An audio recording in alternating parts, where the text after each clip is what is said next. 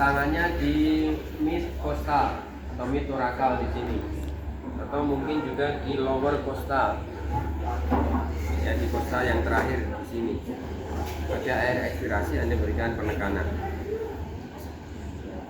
Ya. Nah, kalau ada yang tersisa, kalau ada otot pernapasan yang tersisa, maka optimalkan. Prinsipnya sama seperti ini. Tingkatkan kekuatan otot yang normal dan yang tersisa. Ya, misalnya kenanya itu C4. Ya, C4. Otot diafragmanya kena. Tapi mungkin skaleninya sekalen itu kalau nggak salah C3. Nggak kena. Maka kemudian Anda akan memanfaatkan breathing exercise ini dengan menggunakan otot bantu pernapasannya. Ya. Yang tersisa apa? Kadang-kadang Anda nggak berpikir yang tersisa itu apa. Anda amati dia bernapasnya. Oh, kok ada gerakan pada dadanya. Ya. Kok kemudian pada waktu bernapas kemudian otot-otot di sini terlihat menebal. Oh, berarti dia menggunakan otot-otot bantu pernapasan. Ya sudah, latih di situ agar otot-otot yang tersisa itu menjadi lebih kuat sehingga pernapasannya bisa lebih maksimal. Jadi kadang-kadang fisioterapi nggak mau tahu ini lesinya di mana. Pokoknya dilihat, oh ini kok masih ada gerakannya. Optimalkan di situ. Jadi prinsipnya yang seperti ini. Tapi kalau dia komplit, nggak ada sama sekali, awalnya dia pakai ventilator, ya kita lakukan seperti itu kan, lewat mulut. Ini menghisap begitu kok dadanya nggak bergerak ya, mungkin Anda akan merasa aneh. Ya, jadi pengembangan dadanya itu nggak terlihat, padahal sudah menghisap banyak-banyak. Karena sebetulnya dada itu kemudian pada waktu mengambil nafas itu terlihat mengangkat seperti ini, itu karena ada kontraksi otot. Kalau ototnya nggak bisa berkontraksi,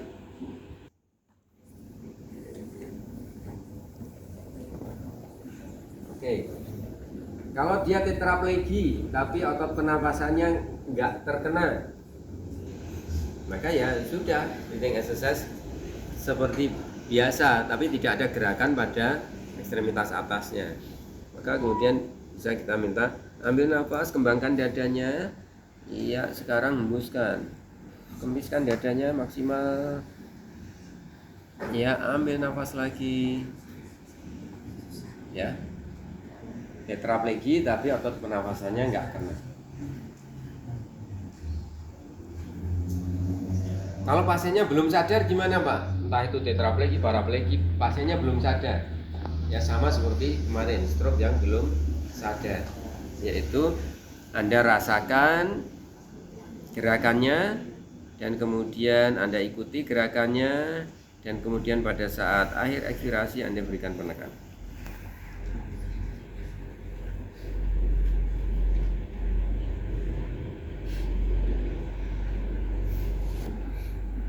Ya, seperti itu. Kalau pasiennya paraplegi ini tadi, nafas Pak, dua tangannya diangkat seperti ini, ambil nafas, terus kemudian hembuskan lewat mulut, ya tangannya diturunkan, dadanya dikembiskan. Lagi ambil nafas, dadanya dikembangkan maksimal, ya kemudian hembuskan.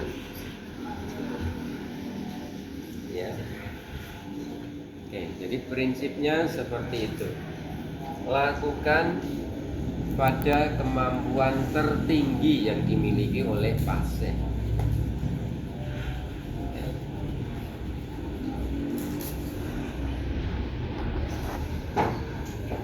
Ada pertanyaan tentang breathing exercise?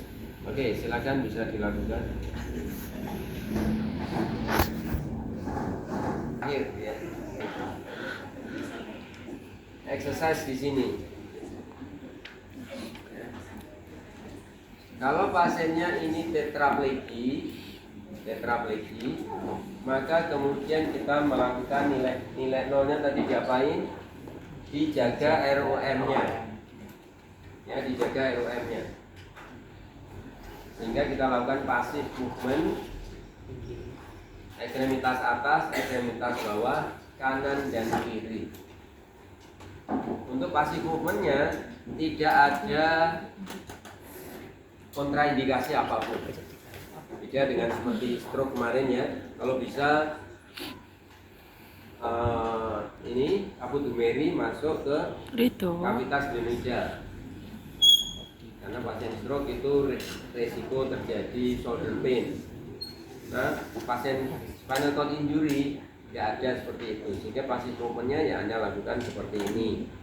Nggak perlu Anda dorong ke sini kemudian lakukan seperti ini ya. Kalau pasien ini bisa seperti ini. Passive movement di semua bidang gerak. Anda ABD, ADD supaya ini tidak makan tempat, Anda pendekkan seperti ini juga tidak masalah. Ya.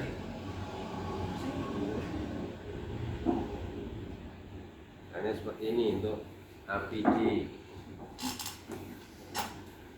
ABD dan ADD horizontal. Pokoknya semua gerakan. Prinsip passive movement supaya memelihara ROM-nya itu terpenuhi, pengulangannya cukup, jangan full ROM. Ya, intinya itu pengulangan cukup. Pengulangan cukup itu berapa kali Pak? 8. Ya, 8 kali. Dan full ROM. Dan jangan lupa Anda lakukan dengan cara serius, pegangan yang bagus. Ya. Jangan pokoknya passive movement enggak. Dan pada waktu pasiennya ini tetraplegi, cederanya kan di daerah leher, ya kan? Maka kemudian tidak ada kontraindikasi gerakan apapun yang mengakibatkan gerakan pada tulang vertebranya yang berbahaya, karena cederanya di leher. Sehingga kemudian seperti ini Anda boleh full ROM sana. Tapi kalau pasiennya paraplegi, cederanya di daerah thoracolumbosacral, tidak boleh Anda melakukan seperti ini.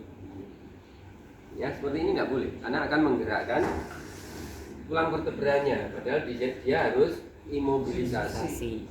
Sehingga Anda melakukannya kalau pasiennya paraplegi mungkin cukup seperti ini, nggak lebih dari 90 derajat fleksi. Ya.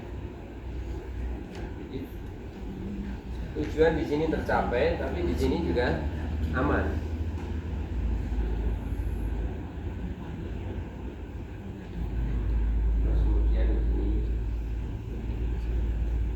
Semuanya, ya, kanan dan kiri. Pak, ini gerakan pada lengan tadi, apakah nggak ada yang bahaya untuk daerah lehernya? Enggak, ya, gerakan ini Anda lihat nggak akan menggerakkan lehernya, jadi aman. Jadi kalau pasiennya tetraplegi, kelainannya di leher, passive movement-nya semuanya full ROM aman. Tapi kalau pasiennya paraplegi, cederanya di daerah thoracolumbosacral, Anda nggak boleh menggerakkan tulang vertebranya. Misalnya Anda melakukan passive movement daerah ini harus seperti ini. Kalau daerah lengannya gimana Pak? Nggak ada masalah. Dan ini kan paraplegi, lengannya nggak di passive movement. Lengannya nggak di passive movement. Ingat ini ya. Yang di passive movement itu yang nilainya 0. Kalau dia normal atau yang tersisa itu justru malah harus kuat. Oke, jadi kita passive movement, kemudian kita lakukan penguatan.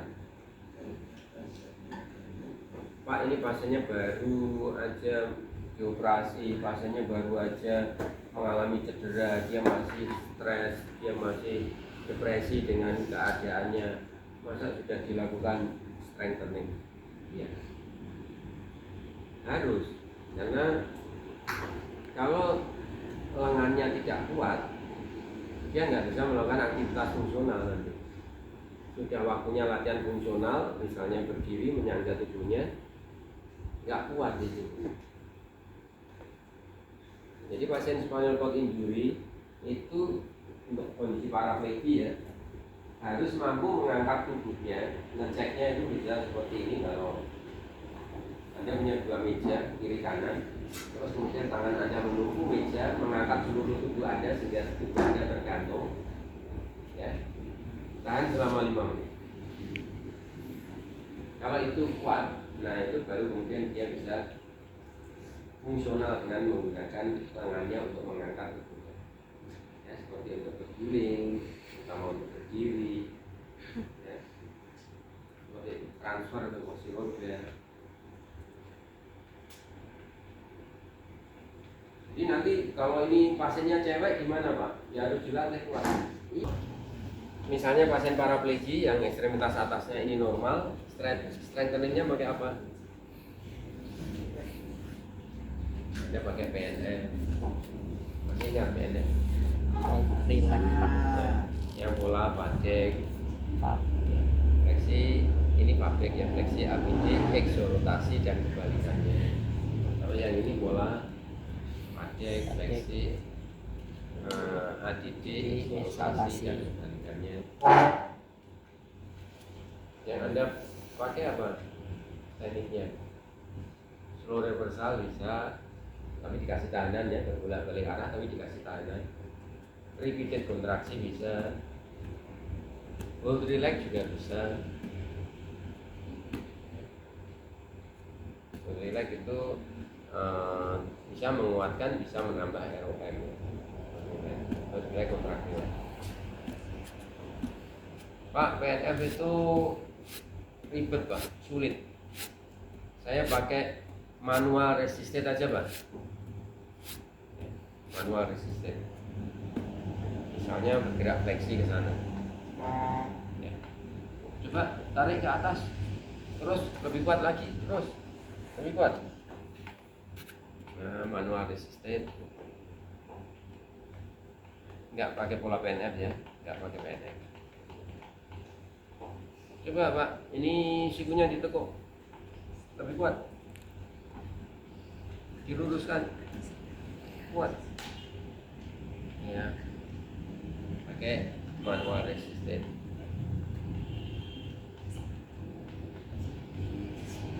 Pak, ini kan gerakannya normal ya, karena pasiennya paraplegia.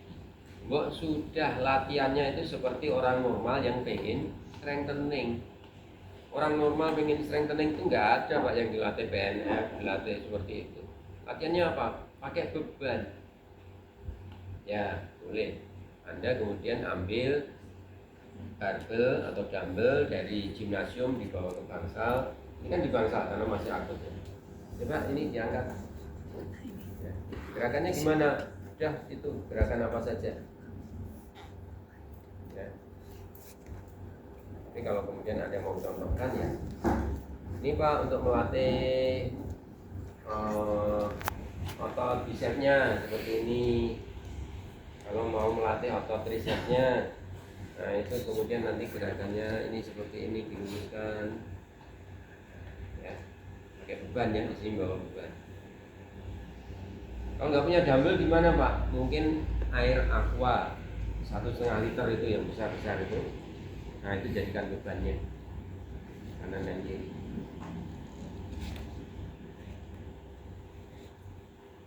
Nah seperti itu ya. Tapi kalau pakai dumbbell lebih bagus lagi ya, karena kemudian berapa kilonya terukur, peningkatannya nanti seperti apa. Tapi peningkatannya mungkin Anda jangan memikirkan bebannya yang ditambah. Mungkin tidak ke situ dulu. Mungkin peningkatan kekuatannya Anda pikirkan pengulangan geraknya aja yang ditambah. Coba ini 10 kali. Ada pertemuan berikutnya, coba 15 kali. Kemarin bisa tahu 10 kali, sekarang 15 kali. Misalnya.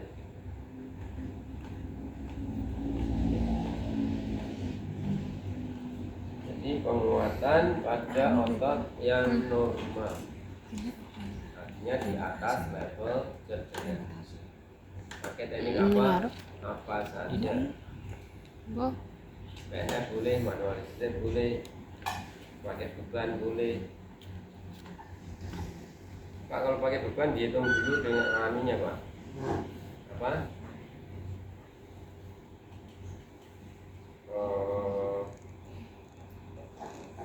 Apa itu?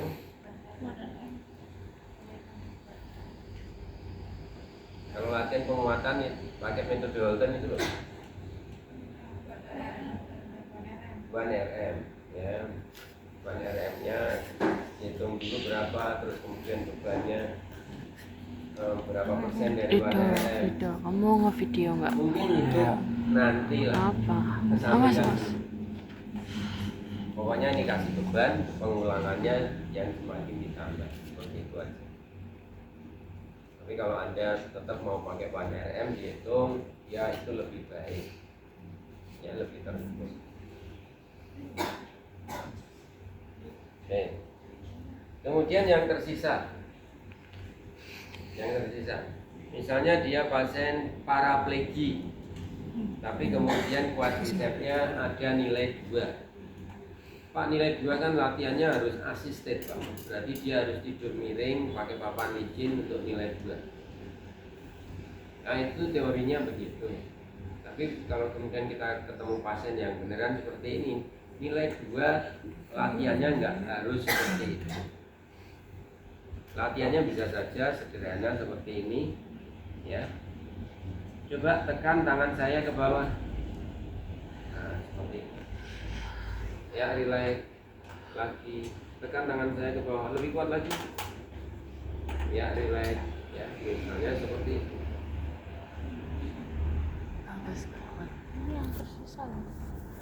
Kan nilainya belum 3. Kalau sudah 3 ya latihannya begini. Ya, angkat kakinya. Ya, angkat lagi, luruskan. Nah, seperti itu. Kalau ini nggak bisa pakai PNF ya. Kalau Anda mau paksa pakai PNF ya hati-hati dengan tulang vertebranya, kan belum boleh bergerak. Pakai selektif PNF Pak nanti. Misalnya kalau quadricepsnya ada, yaitu dimulai dari lutut fleksi menuju lutut ekstensi. Itu nanti kan ada penguatan pada quadricepsnya. Ya boleh, silakan. Tapi menurut saya terlalu ribet gitu ya. Latihan-latihan sederhana saja. Oke, jadi untuk memelihara ROM, passive movement, meningkatkan kekuatan otot, bisa apa saja tadi ya. Terus kemudian untuk mencegah atrofi, kalau itu nilai 0 ya, mencegah atrofinya pakai electrical Stimulation. Anda bisa melakukannya secara grup ya. Dan mungkin juga bisa langsung pakai 4 elektrode sehingga kemudian ada 2 grup otot yang dikontraksikan. Misalnya Anda mau mengkontraksikan quadricepsnya, jadi otot-otot besar dulu yang dicegah supaya tidak cepat atrofi. Dan mungkin quadricepsnya, mungkin hamstringnya, mungkin calf muscle-nya, ya otot-otot besar aja dulu. Jadi 2 catat, pasang sini 1, 2 ya, satu sini untuk kontraksi pada quadricepsnya, sedangkan sepasang lagi ditaruh sini sama sini untuk quadriceps yang ini. Tinggal kemudian naikkan intensitasnya, ini bisa terjadi kontraksi. Ya. Mencegah atrofi.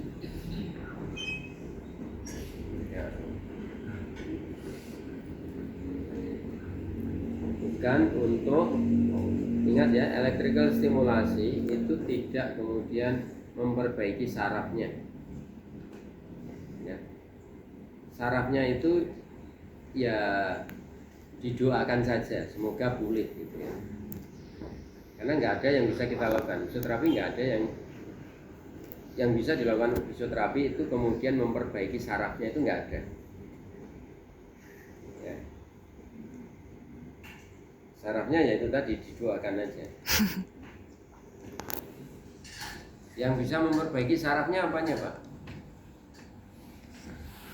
Ya ini tadi kalau memang putus perlu dioperasi, ya dioperasi, sambung, walaupun yang disambung hanya bungkusnya ya, sambil kemudian didoakan ya ada regenerasi.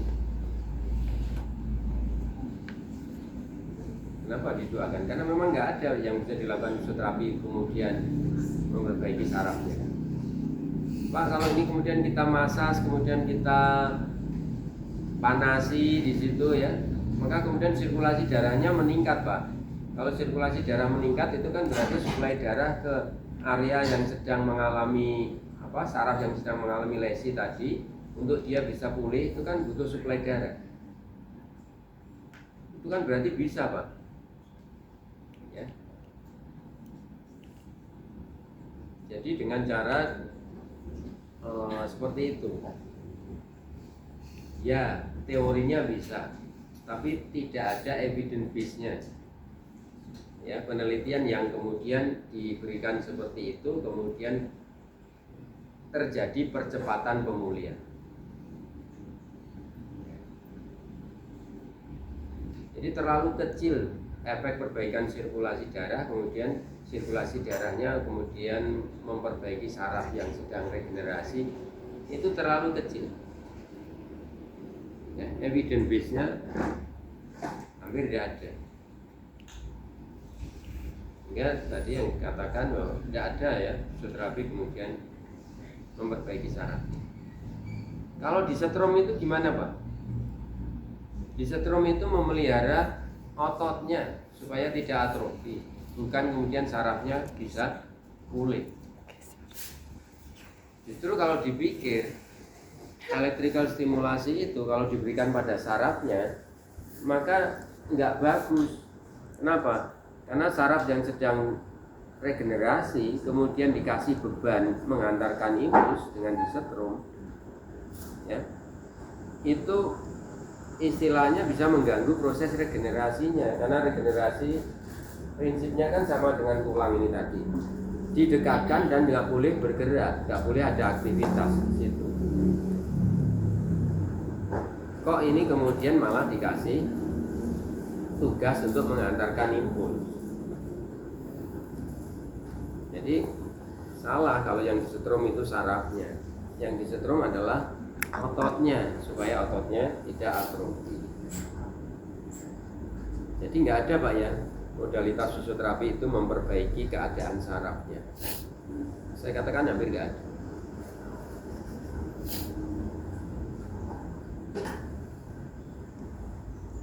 Oke. Mencegah ROM, meningkatkan kekuatan otot, mencegah atrofi seperti itu. Oke, dipraktekkan dulu. Sesi terapi plus disetrum ya, plus disetrum. Saat mengakhiri sesi terapi, kita akan mengajarkan mencegah dikubitusnya. Ya. Mencegah dikubitus itu dilakukan posisi ya, posisi.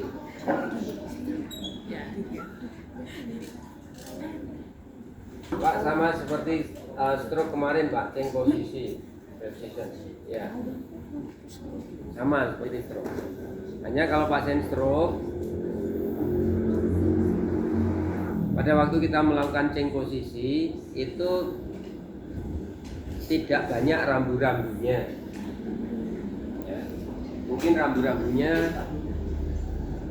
hanya satu ya kemarin, yaitu pada daerah kepalanya. Karena kepala belum boleh banyak bergerak karena ada gangguan sirkulasi di kepalanya, di otaknya. Ya. Sehingga kemudian yang kita lakukan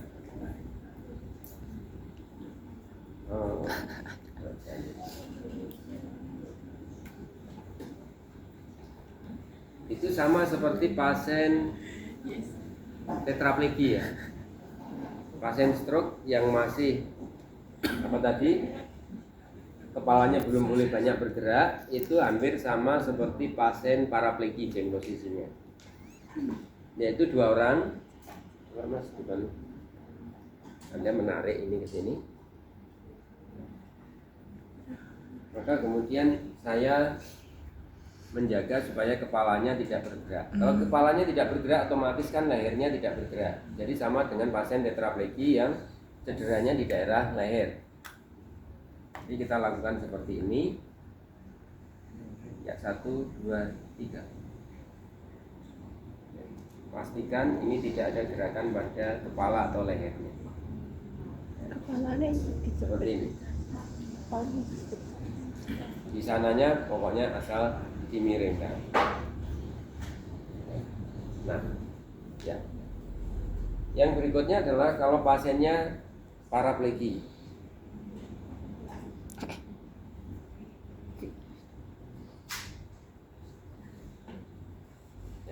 Kalau pasiennya paraplegi, cederanya kan di daerah thoracolumbosacral.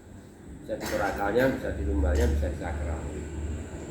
Sehingga pada waktu kita lakukan ceng posisi itu di sini di tulang vertebranya itu tidak terjadi gerakan.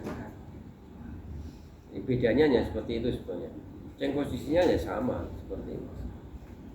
Sehingga apa yang kita lakukan untuk meyakinkan tidak ada gerakan pada tulang vertebranya, itu kita bisa melakukan yang pertama teknik pillow bracing. Pillow bracing itu bantal atau guling yang kemudian dijadikan brace, ya, menahan, menjaga supaya tulang vertebranya tidak bergerak. Jadi ini kita minta pasien untuk memeluknya. Pasiennya kan paraplegi ya, sehingga ekstremitas atasnya bisa memeluk.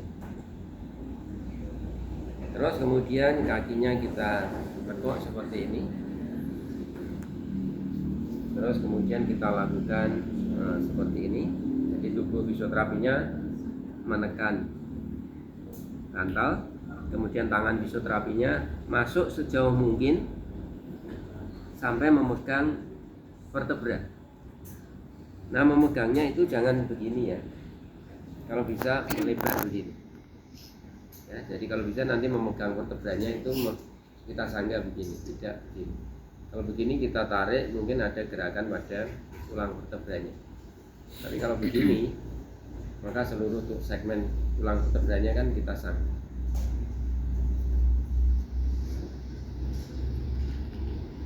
Nah, ini waktu mencoba mengambil pegangan di sini, jangan pasiennya yang digini-ginikan ya. Nah, tujuannya ini tidak bergerak, malah Anda gerak-gerakkan begini. Ya, jadi ini menekan bed, masuk. Nah, setelah kepegang tulang vertebranya, kemudian kita tarik.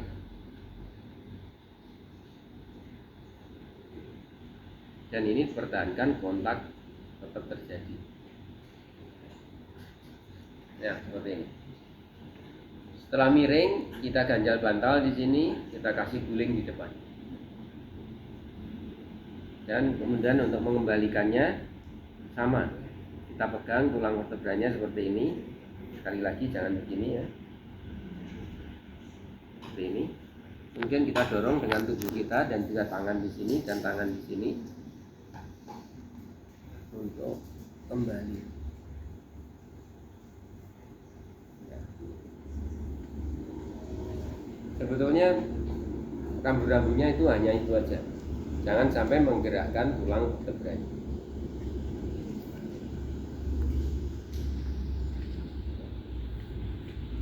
Kita menyebutnya sebagai teknik pillow bracing.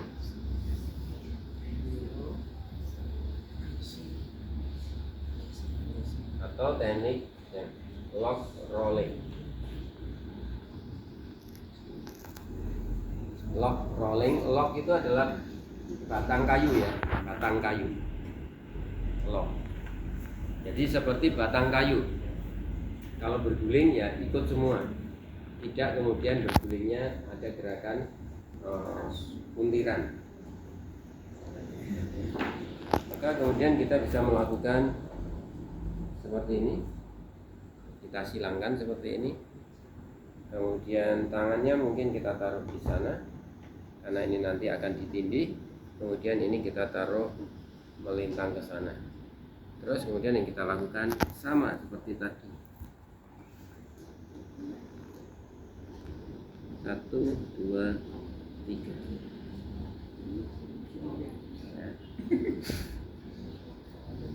Sama, kemudian kita ganjal gunting bantal di belakang, kita kasih guling di depan. Mengembalikannya lagi adalah pegang seperti ini, dorong.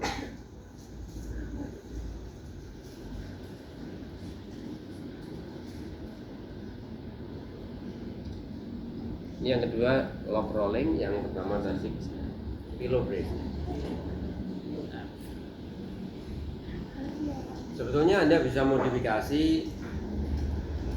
apapun ya, yang penting tulang vertebranya itu tidak bergerak, karena ini sedang imobilisasi.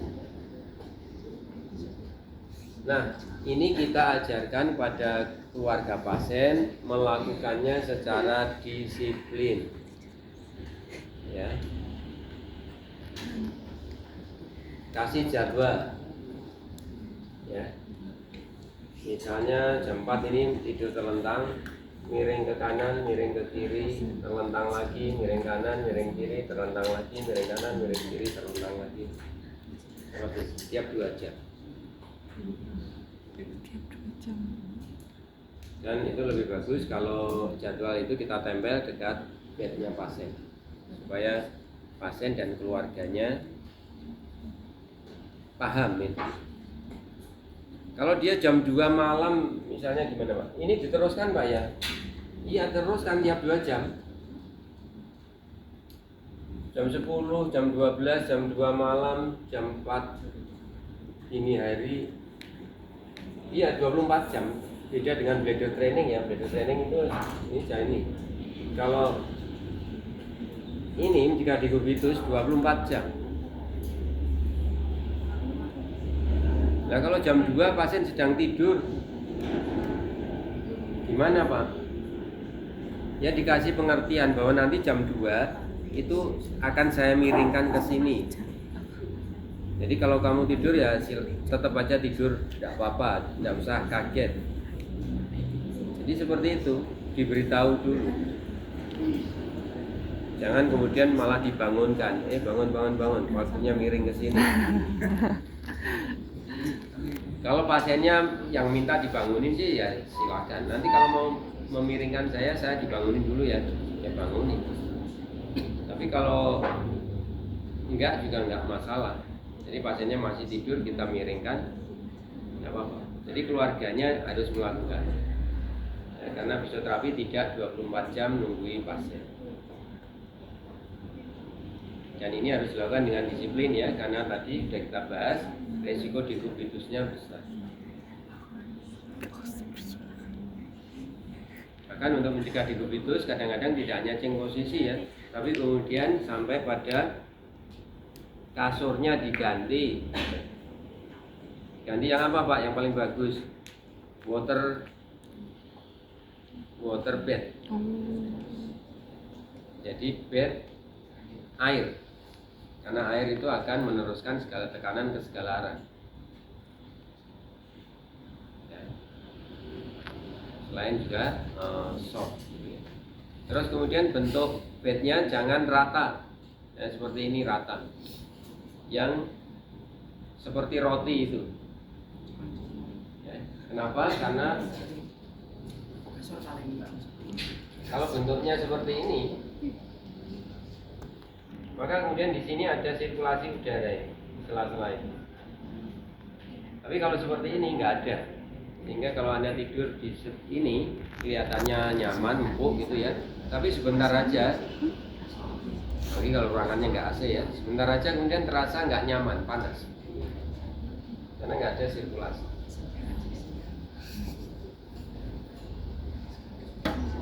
Jadi kasurnya diganti, terus alasnya diganti. Pak, ini kan ngompolan, Pak. Maka ini saya pasang perlak. Nah, kalau perlak ya sudah, dikubitusnya akan cepat itu nanti. Karena panas. Kemudian kalau memang ngompol itu kemudian mungkin basah gitu ya. Sudah, lingkungannya kondusif untuk terjadi dikubitus. Jadi jangan hanya ceng posisi, tapi sampai pada bednya, spraynya, alasnya, ya harus diperhatikan, harus optimal untuk mencegah dekubitus. Terus untuk mencegah DBT, ya sudah pada saat posisi tidur telentang, kakinya agak diganjal lebih tinggi begini, ganjal bantal lebih tinggi. Nggak perlu pakai ini Pak, stocking varises, nggak perlu, karena resiko untuk terjadi DBT-nya itu kan rendah. Ini resiko DBT-nya rendah, tapi dekubitusnya kemungkinannya tinggi. Komplikasi paru bisa rendah kalau dia pasiennya paraplegi, tapi kalau pasiennya tetraplegi, apalagi otot pernafasannya kena, ya kemungkinan komplikasi parunya tinggi.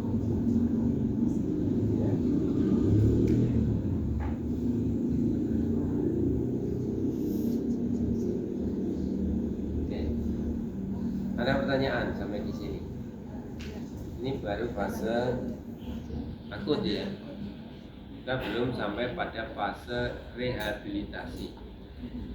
Ya, rehabilitasi itu bagaimana transfernya, ambulasinya, kemudian latihan-latihan untuk aktivitas fungsionalnya. Rehabilitasi. Pak, kalau sudah masuk stadium rehabilitasi, ini apa juga masih dilakukan lagi? Masih dilakukan lagi. Rutinitas ini, apakah masih dilakukan terus? Masih. Ini masih, ini terus mencegah komplikasi pada paru, masih mencegah dekubitus, masih juga. Ya, ini juga terus. Ya. Hanya kemudian karena dia sudah bangun misalnya, sudah dalam posisi tidak tiduran terus, maka ini bisa dilakukan pada posisi duduk, ya. Terus kemudian mencegah dekubitus ini tidak hanya bednya tapi kursi rodanya, ya, tetap harus dilakukan. Tapi mungkin sudah ada perubahan-perubahan karena sudah tidak hanya tiduran saja. Kalau fase akut kan masih tiduran saja. Oke. Terakhir dipraktekkan ceng posisi.